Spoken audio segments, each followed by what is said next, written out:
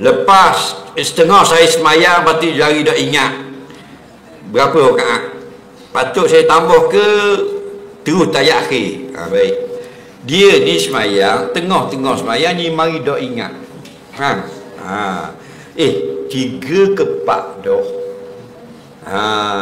Bukan mu seorang gitu belaka. Betul tak?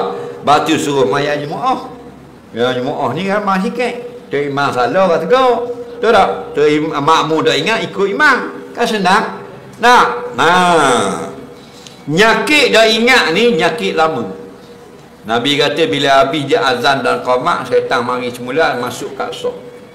Dia kata ya fulan uskur kaza wa kaza lima lam yazkur. Hei Syekh, cuma ingat benda ni. Tadi kan pun dah ingat, cuma ingat.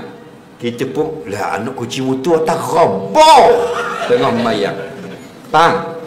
Betul tak? Tu yang kita tu. Tapa rakaat ke-3, 3 ke 4 dah. Tayat awal ke dok lagi. Betul tak? Nolak dalam rokok. Iyyaka na'budu wa iyyaka nasta'in.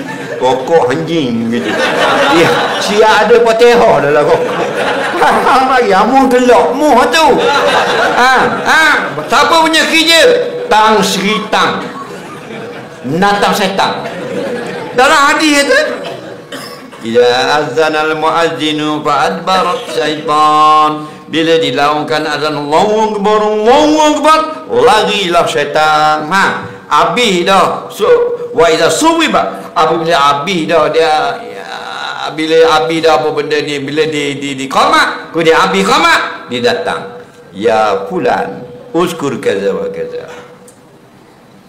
Hatta lam yadri kam salahar arba'a am salasa. Ini Nabi kata. Sehingga orang itu tak reti dah. Tak tahu dah berapa dia solat, 3 kah atau sudah 4 kah. Jelas tak dalam hadis?